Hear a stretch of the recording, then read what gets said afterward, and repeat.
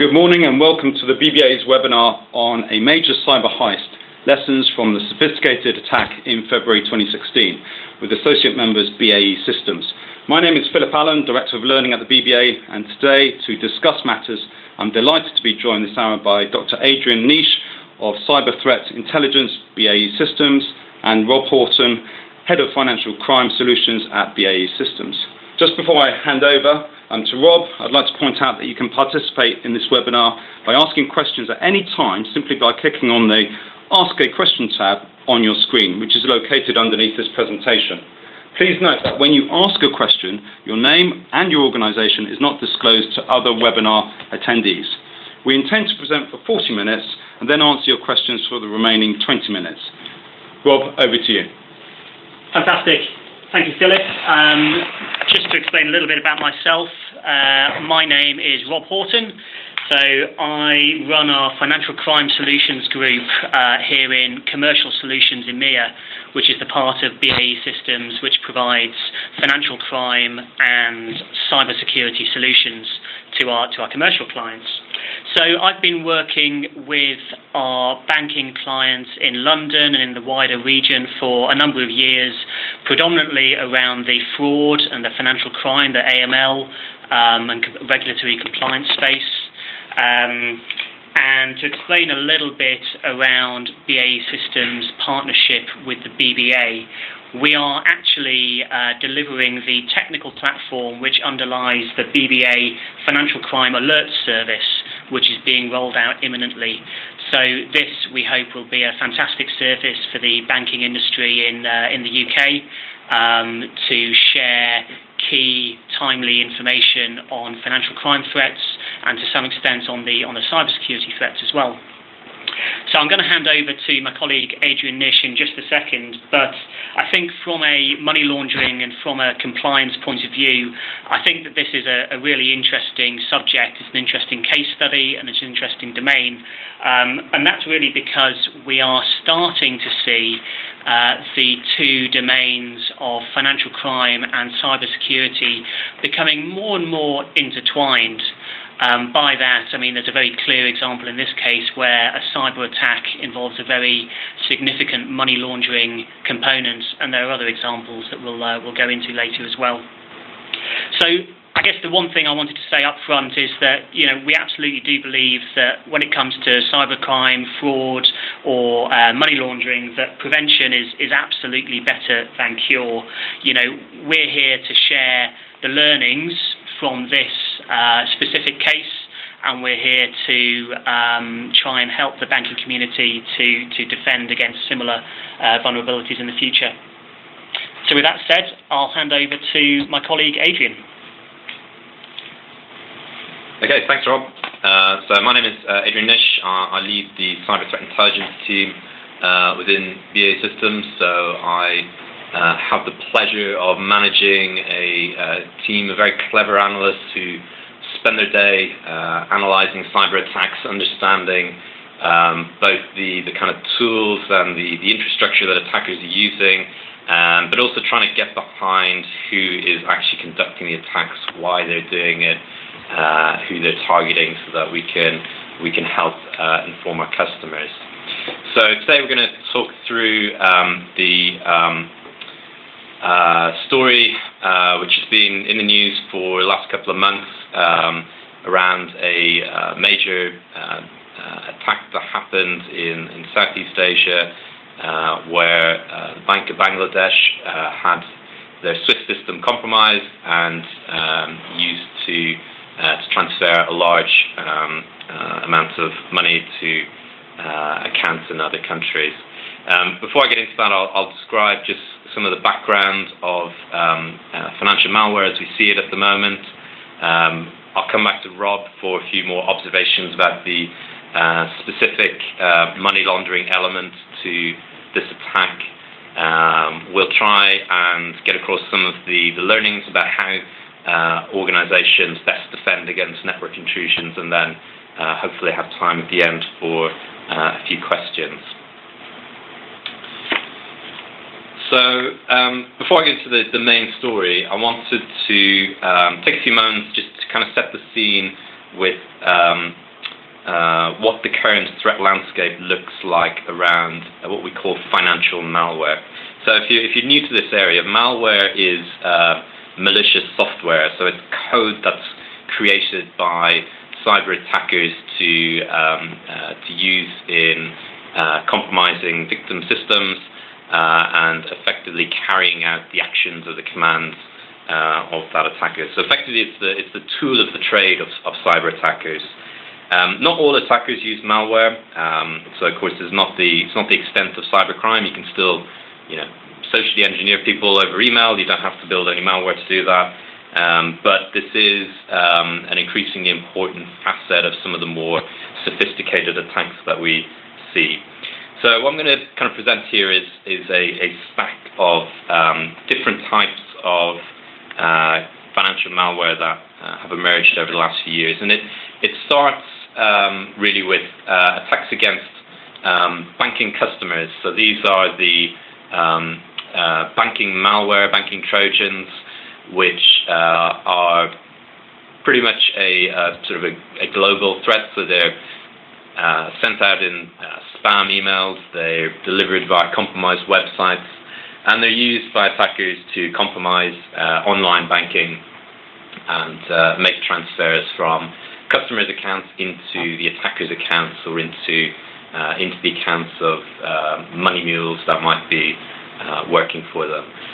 So these attacks have been around for almost a decade now. Zeus, one of the best known pieces of banking malware, first emerged around 2007.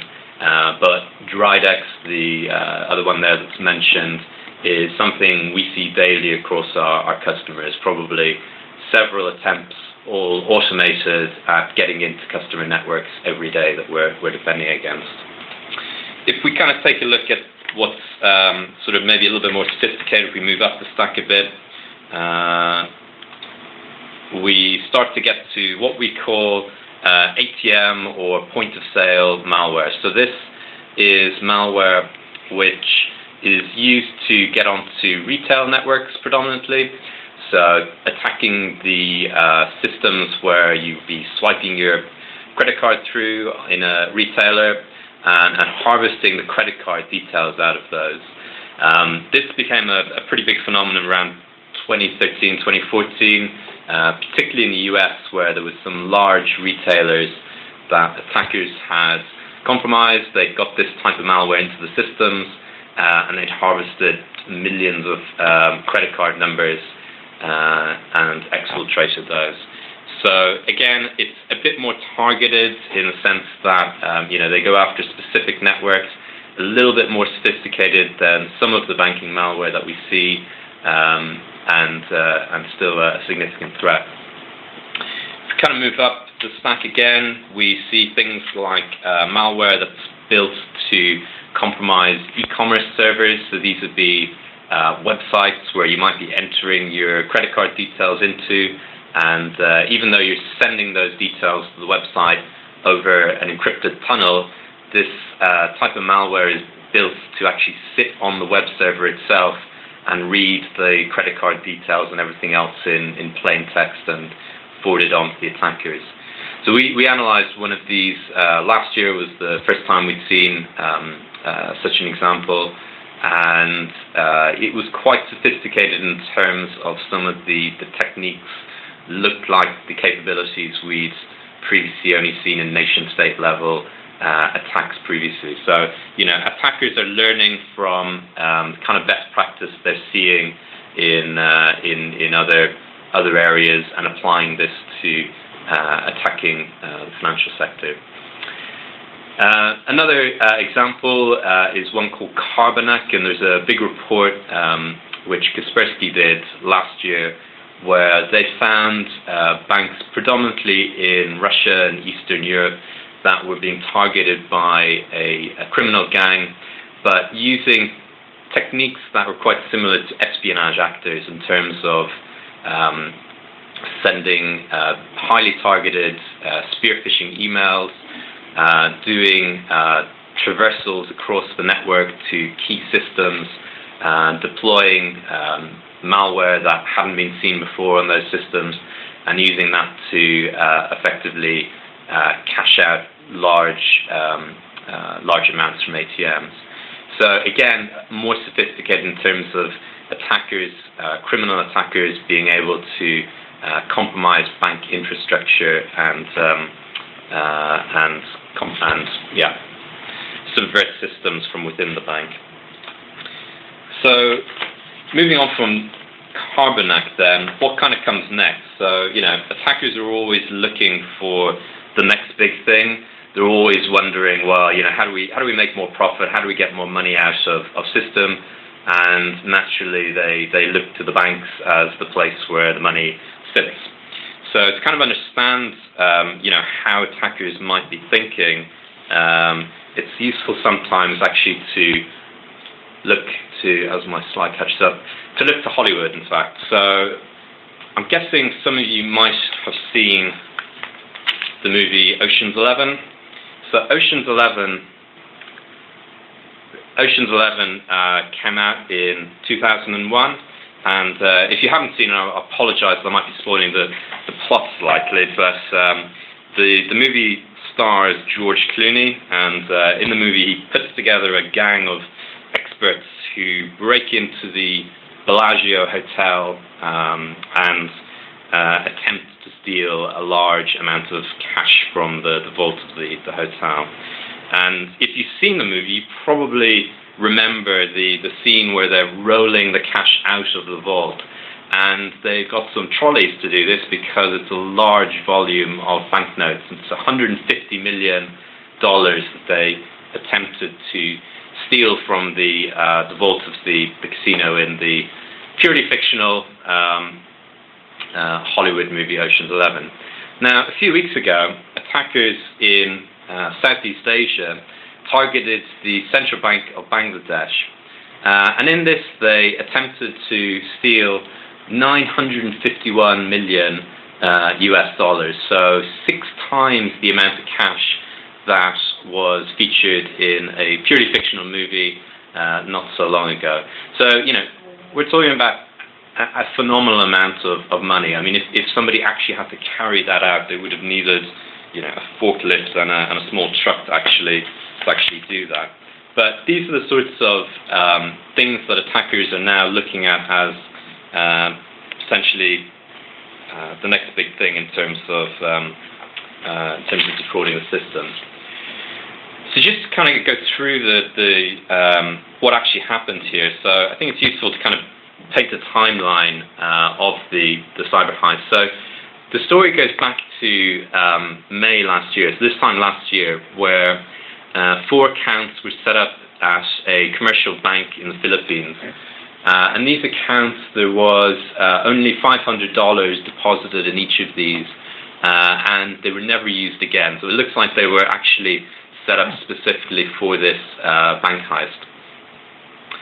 From some of the public reporting, we then learned that the first activity the investigators are aware of on the bank's network looks to be around end of January. There may have been activity before that, but at least we know they were in the network for a few weeks before they actually attempted to make some transfers. So 4th of February, which was a Thursday, the attackers started executing swift transfers from the system within the Bangladesh bank. And the fact that they did this on a Thursday is quite significant. So we know they're sitting on the network at least a week at this stage. So these are very patient attackers. They're not in any hurry to try and steal that billion. They sat there on the network for a week and they waited till Thursday. And the reason they did this, we think, is Friday is the start of the weekend in Bangladesh. So Friday, Saturday is the weekend. The operators come in and they notice some errors on the system. They don't really understand it. They attempt to clarify what's going on.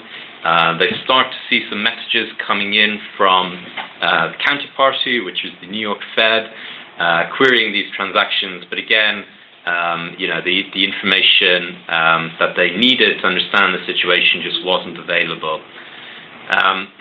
Sunday comes around and, start of the week for them, but of course, the New York Fed is the weekend for them, and in the Philippines and Sri Lanka, where the money had been sent to, it's also the weekend. So again, probably difficult to get in touch with people to clarify. Monday comes around, and Monday happens to be Chinese New Year.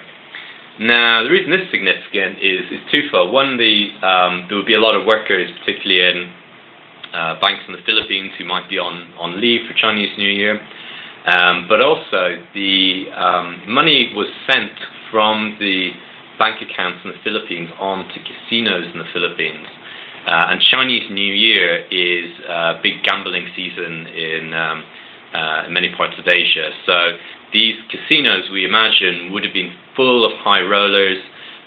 They would have been using what are called junket operators, which are sort of travel agents or middlemen who carry cash around for VIPs.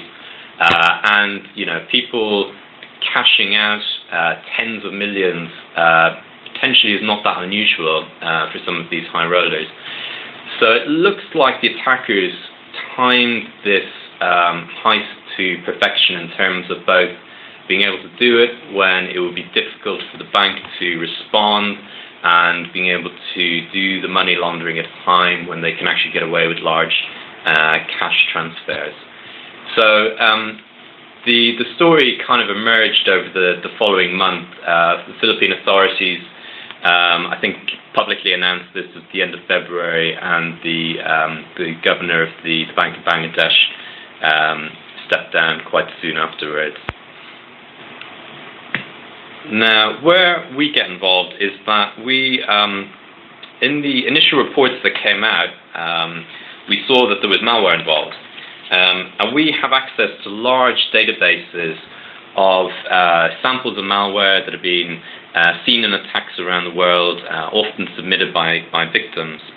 So we searched these databases, and we searched for malware that sounded like it could have been used in such an attack, and also malware that was uploaded to databases from Bangladesh. And we eventually got our hands on something that looked like it most likely was used in this attack. And what this malware is a piece of code that's designed to interact with Swift Alliance access. So that's a piece of software that is developed by Swift. It's run by many large banking institutions, and is used to interact with the Swift network. And the attackers developed this code to allow them effectively to control the Swift environment.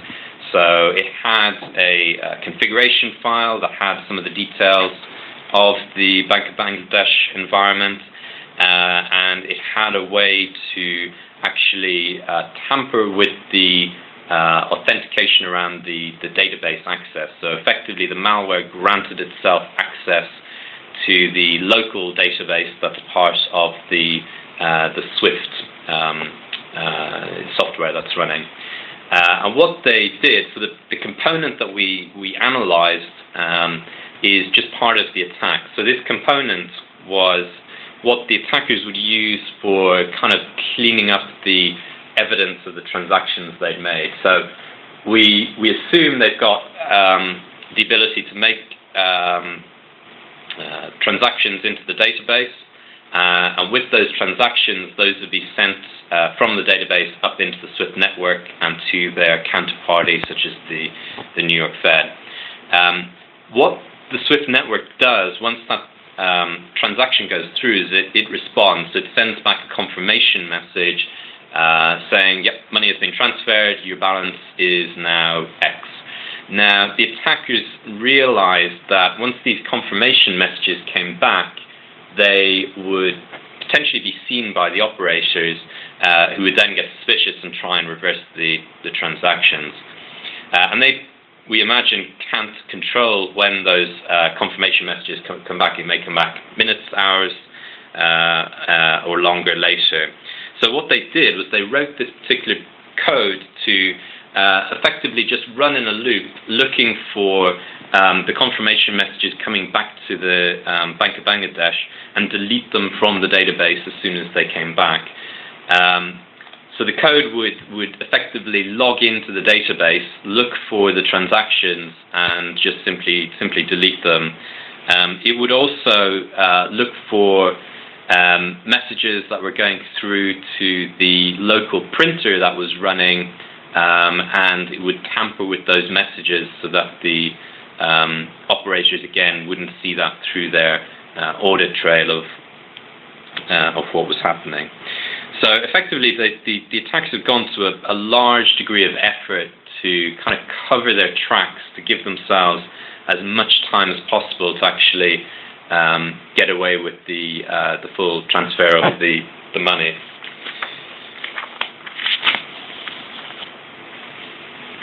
So I'm just going to dive into some of the technical details of this, because it's kind of useful to understand that. And apologies, there is some code coming up in a slide, but I'll try and explain it as best I can. The way that this works, though, is the attackers actually change some of the Swift software. So they are running as administrator or they gain administrator access on the Swift server. They then modify some of the code that allows the malware to write directly into the database. So they just changed 2 bytes that happen to be basically a way to overwrite some of the security features in the software. And this then allows the code to transact directly with the database. So what that would actually look like within the software that the attackers wrote is something like, as you can see on the screen.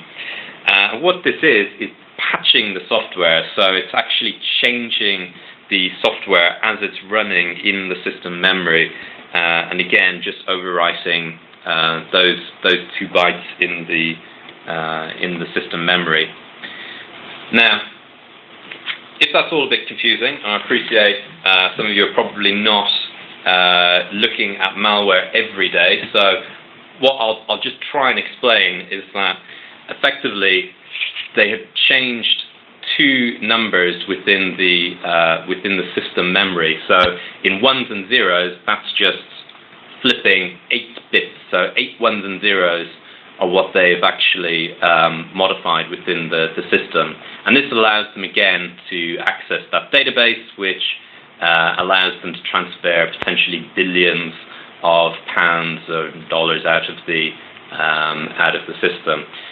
Why this is significant is that changing just 8 bits is a lot easier than flipping the door on a great big vault, as you might have done in the old days. But nonetheless, it gives you the same sort of ability to transfer whatever is being protected by the security. So this is why cyberspace is a bit of a game changer. And the bad news is that the attackers have already realized this. So I'll just go through a few more details of what the malware actually does, and then we'll just kind of conclude with some key points on this.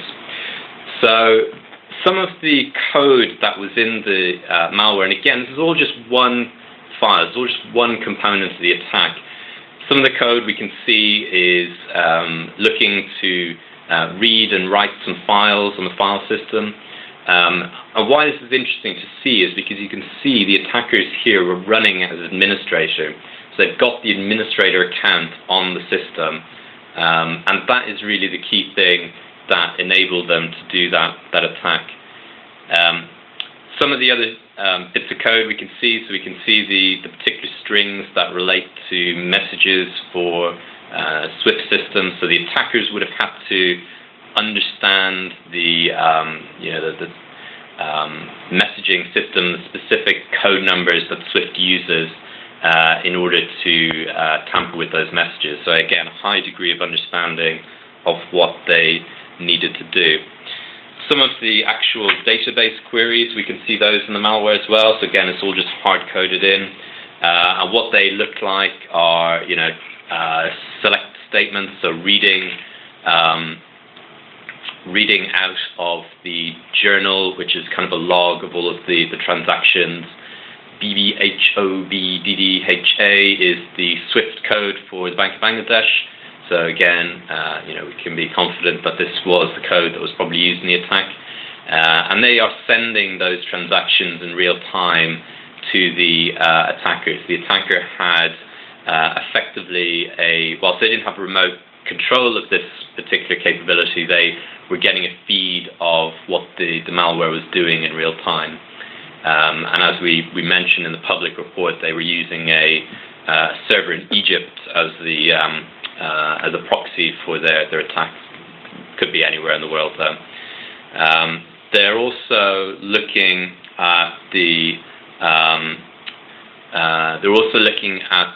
manipulating the balances. This would be updating the balance so that the operators would think that they actually still had money in the account when actually it had been already transferred out. And these were being sent to the printers, so again, misleading the operators. We've had a good question through. Actually, I'll just pick this up for a moment. So the question is, was the malware installed and running on the Swift workstations or the Swift server?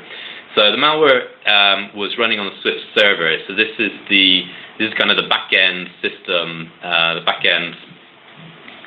that's connected to the database.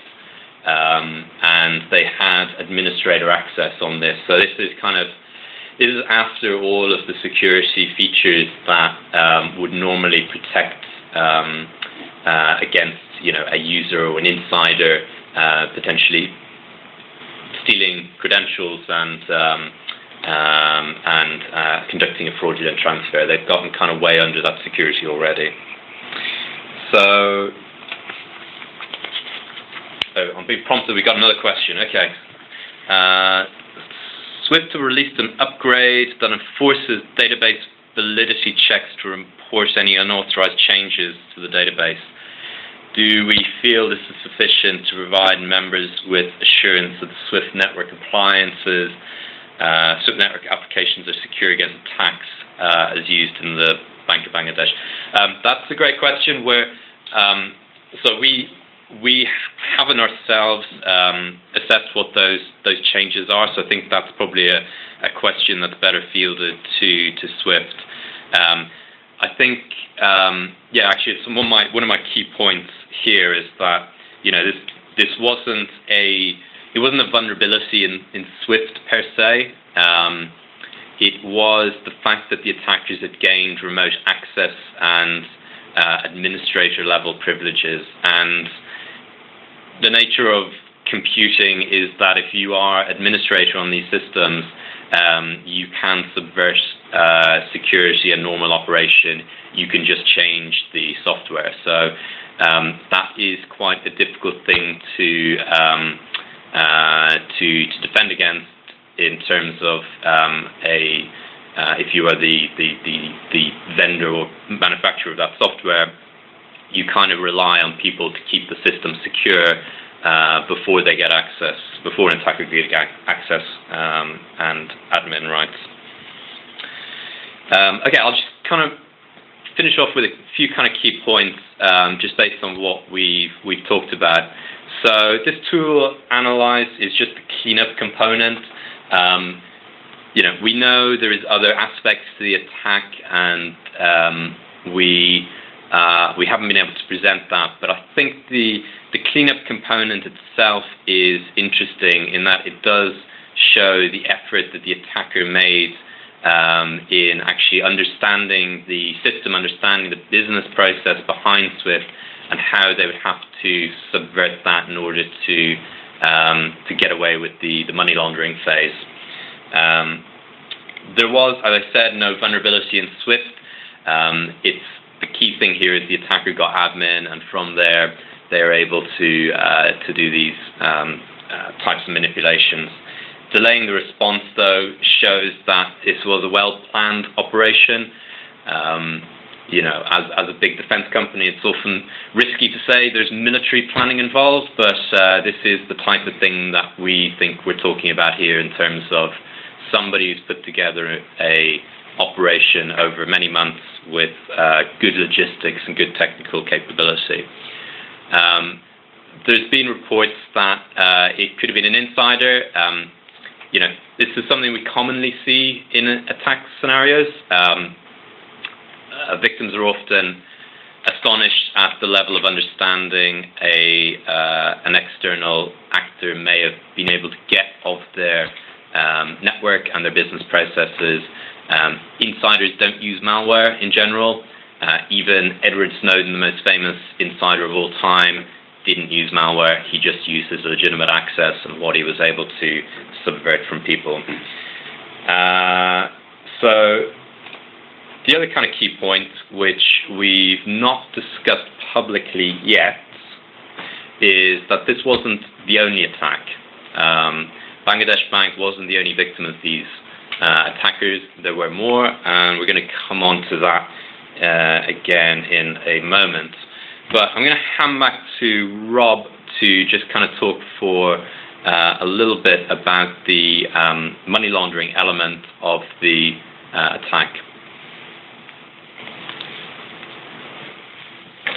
Great. Thanks, Adrian. I should just say at this point that we've had some great questions come through on the system. We're going to talk for a couple more minutes on the transactional and the flow of money side, and then we'll actually jump back and we'll answer those in a bit more detail. So, stepping away from Adrian's cliffhanger there about the future attack, the previous similar attack. But now let's have a quick look at the money laundering aspects of this case.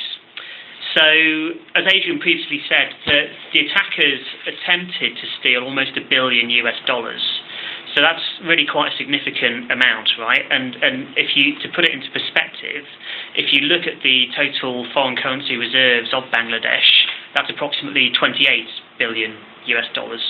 Okay, so, as is often the case in money laundering or terror financing cases, the key to understanding a bit more about this investigation is to try and follow the money.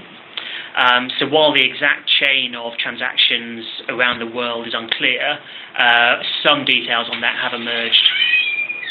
So as we said, the total $951 that was attempted to be transferred out of the Bank of Bangladesh accounts held at the Fed, of these transactions, over 40 of them to accounts around the globe were successfully blocked by stop orders issued by the central bank after they realised that the fraudulent transactions had been committed. So these transactions that were blocked totaled $850 million. So the bulk of the funds targeted were actually secured several days after the hackers executed them. But the hackers also executed a further single transfer of $20 million. Allegedly, this was to a non-profit organisation in Sri Lanka. This transaction was actually spotted by a routing bank in Europe after the transaction itself included a spelling error in the beneficiary's name. Okay, so a good compliance operation there.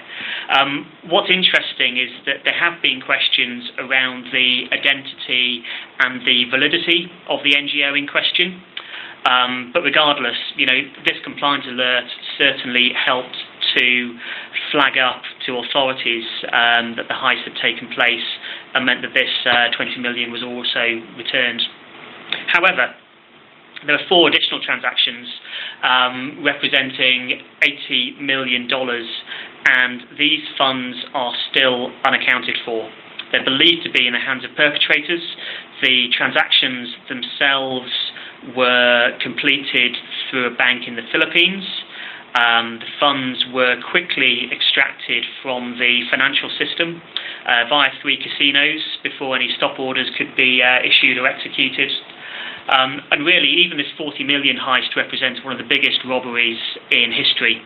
And for me, it's amazing to think that this was executed purely in cyberspace, and the complexity of the operation and the planning required for that.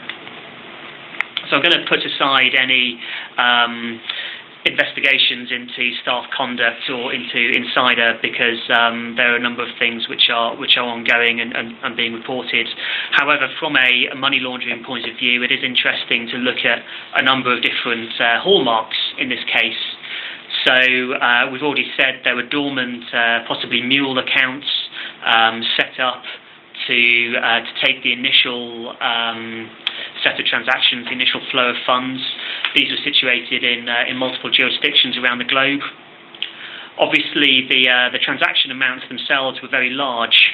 This is probably normal behaviour for the originating accounts. However, it's unusual to transfer through to privately held accounts, and the transactions are certainly abnormal for the peer profile or the behavioural profile of the beneficiary accounts. So if you're doing that sort of profiling on the beneficiaries, then that would flag up. And then finally, in terms of the actual extraction of funds, this was made much easier by the fact that actually in the Philippines, casinos are exempt from suspicious activity reporting. This is one of the factors which meant that actually the removal of the funds from the system was possible. So all of this indicates a sophisticated, a well-informed group, really a sophisticated heist. And to me, I think reflecting on this, it highlights the need for financial institutions to think about multiple tiers in your approach to defend your assets and your reputation against money laundering, fraud, and other significant losses. So what I mean by this is, 5 or 10 years ago, it was sufficient to protect your business processes and your core payment systems and customer channels from fraud, monitoring them for money laundering, monitoring them for transactions and sanctions, and making appropriate disclosures to the authorities. Slightly later, we then found that we needed to consider the internal fraud or the employee risk, recognising that all humans are fallible, especially those with access to privileged information or systems. But nowadays, I think it's becoming much more important to protect those systems themselves, the networks, and in fact individual computers, both internal to the bank, systems in partners and in supply chains, but also being aware of the intrusive cyber attack on customers' computers, and we talked about the malware there. So what we really believe is that each of these layers needs to be considered as part of an efficient and a resilient financial crime strategy. And at BAE Systems, we've got a name for this multi-tiered approach. We call it business defence. Okay, so that's the word, or that's the term that we use to describe our family of solutions that we provide across the financial crime and the cybersecurity spectrum.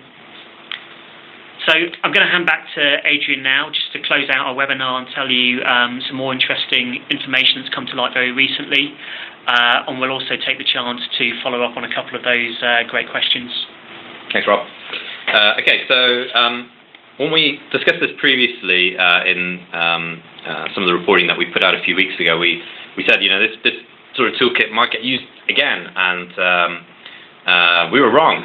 It was actually used before, so rather than a sequel, there's a prequel. And again, we found this evidence through searching malware databases for similar code, and we found evidence that there had been an additional attack in December 2015 using similar type of capabilities, but in this case it was targeted at a commercial and retail bank, which I think we can say was in Vietnam, and similar type of approach. They were targeting the SWIFT system, but it wasn't SWIFT Alliance access, so they had tailored their code to actually interact with what we think might be a bespoke system that this bank was running in Vietnam. But there are similarities in terms of the approach. So the bank in Vietnam, the transactions that were coming back through the confirmation messages were getting printed out into PDFs. And the attacker's code in this case would not only interact with their database, but it would modify PDFs on their systems, so effectively wiping out the evidence in the PDF statements that they had on their network. It also has, again, some similar complicated logic for deleting transactions out of some of the log files. So deliberately tampering with the evidence that an investigator might have wanted to use to clarify some malicious transfers that might have been made. So we don't know whether this attack, we don't know whether it was successful. We don't know, if any money was actually transferred. But given that we're seeing the kind of latter stage malware, the sort of stuff that will be used as the last part of the chain, it looks like the attackers at least thought they had got a good way through in this attack. We have again, log paths that show the specific printer messages that they're tampering with, similar sort of Swift-related messaging, including the 950 messages, which would be around balances and statements. And the other interesting thing is the malware has 8 hard-coded Swift codes for counterparties that will be used. So this would be the equivalent of the New York Fed in the Bangladesh case, other counterparties where the bank was transacting with. And that does include some banks who are on the phone at the moment, I believe. So we're going to get in touch with some people after the call to share a few more details of this specific additional case. But just coming back to where we sort of started with the financial malware stack and how this has been evolving. So attackers, again, they're always looking for what's the next big thing, and we think the 2016 attacks against Swift systems are probably the next level that attackers are going to in terms of conducting transactions. How do people defend against this sort of stuff? Well, these are targeted intrusions, so they are similar to the types of attacks that we've seen in the espionage space for years, and we do a lot of work investigating these. And the bad news is there's no quick solution, but as Rob kind of alluded to, there are a set of steps that you can sort of go through, which include things like identifying your key assets, your key threats, your key vulnerabilities, putting in place technology to segregate sensitive systems, sensitive networks, locking down admin usage, monitoring so that you can spot stuff quickly, not just the known bads, so not just known malware that's detected by AV, but also unknowns, anomalies on your network, and also having a good, well-rehearsed incident response plan, particularly testing for these types of new attack scenarios is probably a good idea. So, just to kind of finish off, where are we going in this space? Is this the worst we can imagine? Maybe not. Maybe there are other types of systems criminals might go after. Stock exchanges, automated trading platforms. Again, anything they can sort of get in and tamper with using malware. Again, all of this stuff is moving more towards cyberspace, and attackers know that there are going to be gaps and ways that they can potentially make large amounts of profit from this. So, criminals and rogue states, they're getting better at intrusions. Whether it's purely for profit, whether it's for political ends, I think remains to be seen. But we think, cyber-enabled fraud and attacks is going to be a constant feature of the landscape. So thank you for your time and your patience. There's been quite a few questions through, so I think we need to kind of triage these. Rob, I don't know if you've any that you want to maybe start with. Yeah, sure. So there's a great one here for you, Adrian. So are other payment systems theoretically at risk of the same attack methodology, or was Swift unique in terms of coding, etc.? So I think we've covered a bit of the Swift side, but do you want to comment on that? Yes, I mean, I guess my initial thought on that is yes, they probably are. Swift is probably the focus because it's one of the most common as far as I'm aware. So from the attacker's perspective, it's probably a good investment of their time to build a capability for what is the most common system. It's the same reason attackers target Windows.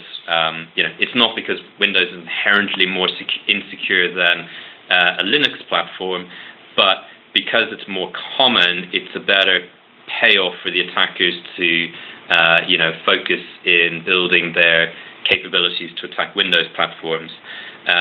But if it looked like there was other systems out there that would be attractive, I'm sure attackers would put the effort into it.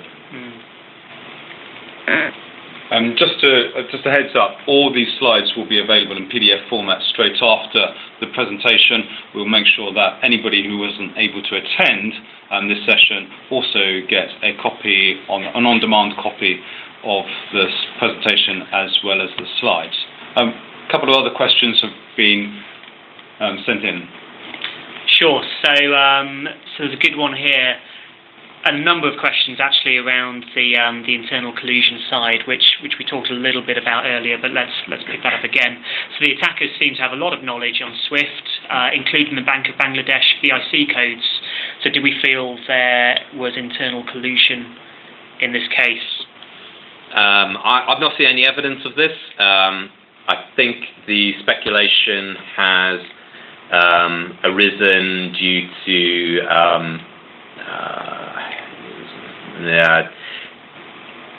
questions that have been raised over the security and whether that security wasn't as good as it could be because people were colluding, or whether it wasn't as good as it could be for some other reason. We've seen a lot of these types of attacks, not targeting SWIFT, but targeting other sensitive systems and other sensitive data over the years. There is almost never an insider involved in any of these types of intrusions, and organizations are always astonished at the level of knowledge that an external actor can gain on their internal systems, both before the attacks or planning for it, but once they're on the network and doing reconnaissance. The SWIFT codes themselves, you can look those up on the internet. That's just public knowledge. The getting the administrator credentials on the system, that's just standard attacker tradecraft. Any penetration tester will tell you, yeah, it's easy, I can do it in 10 seconds. But that was kind of the key thing in this attack.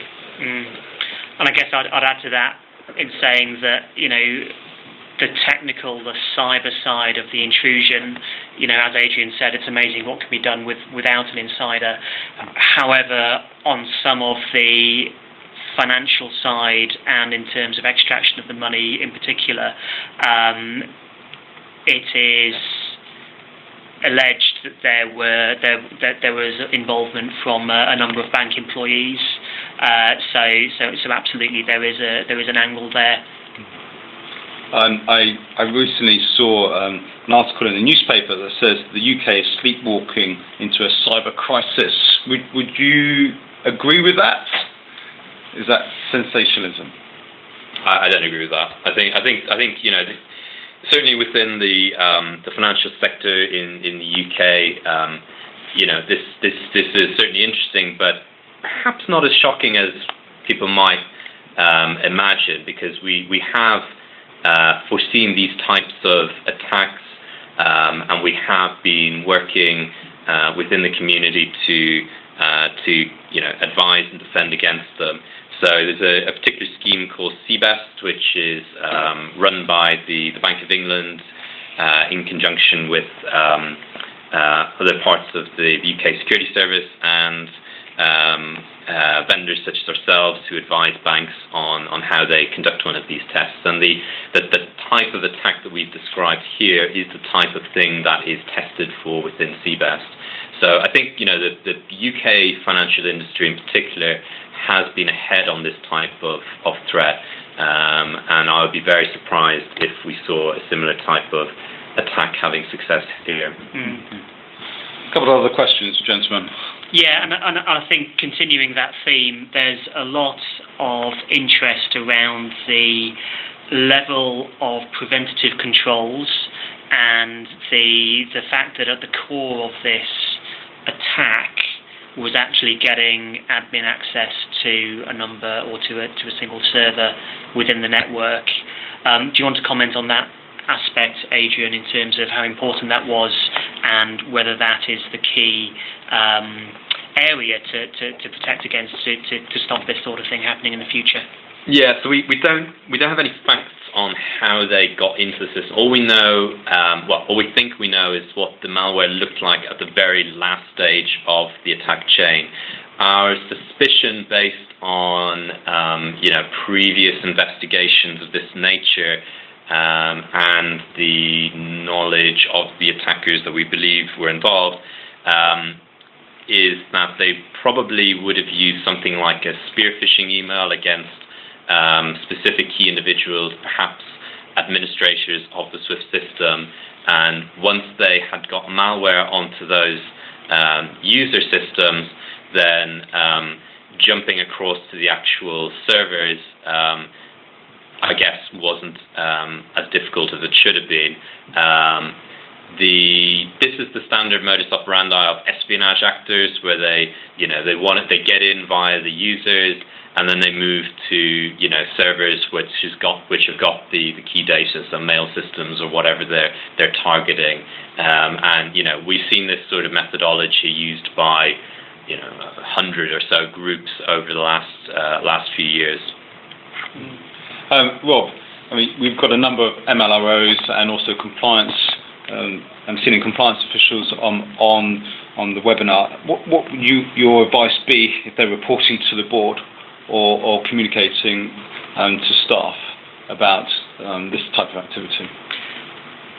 I think that the first thing to say is that clearly the compliance obligations of banks at this point is pretty clear, and the relationship between the money laundering officers and the regulators is generally good and working, right? So I think that this case highlights where we might be heading, really. I think it highlights how in a number of years' time there may well be a strong case to put your compliance investigations units, typically your level 2, your level 3 investigations, actually alongside, so physically located or possibly within the same team as your security investigations.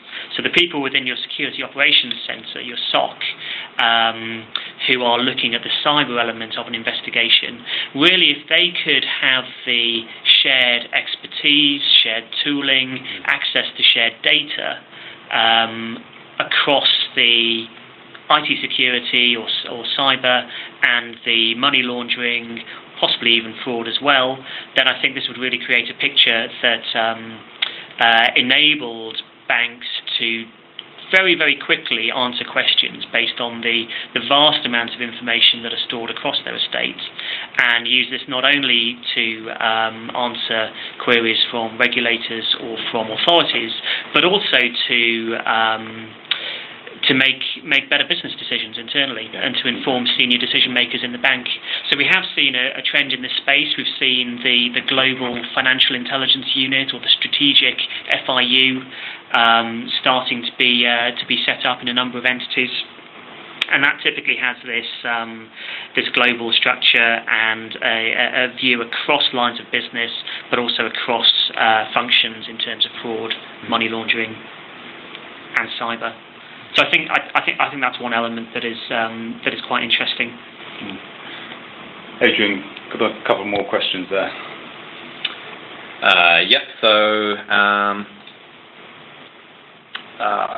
Okay, I'll go for a slightly tricky one because I'm feeling brave.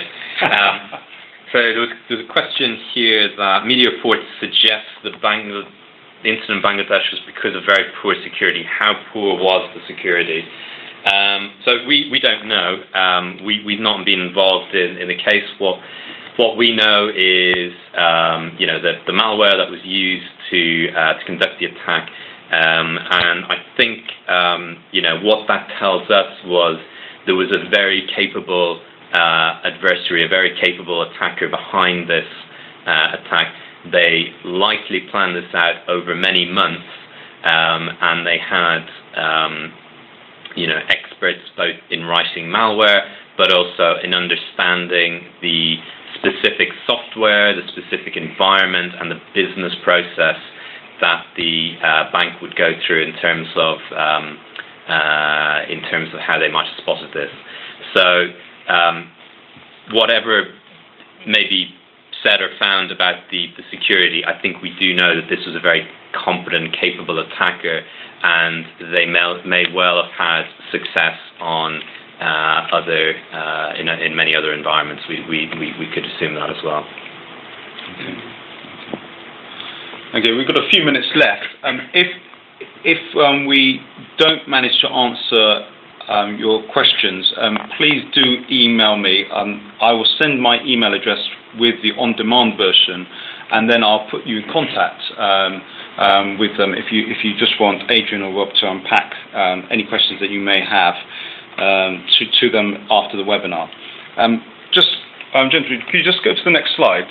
And just want to highlight for people who don't know that we at the BBA are running CyberRes 2016, and it's a week long of activity where we will be doing exactly what we're doing here today, which is running webinars, workshops, events, roundtables, and obviously our flagship cybersecurity conference on Thursday of that week. It's going to be a fantastic week where we can engage with yourselves, understand your issues, obviously present some solutions there, be able to educate and inform your staff, as well as actually moving the agenda forward in line with regulators' expectations, as well as obviously bringing subject matter experts like BAE Systems to the table where you can interact with in a much greater detail than we have here today. Thank you very much for your time. Any final thoughts from yourselves? Yes, so thanks, Philip, and reiterate your thanks to all of the delegates today.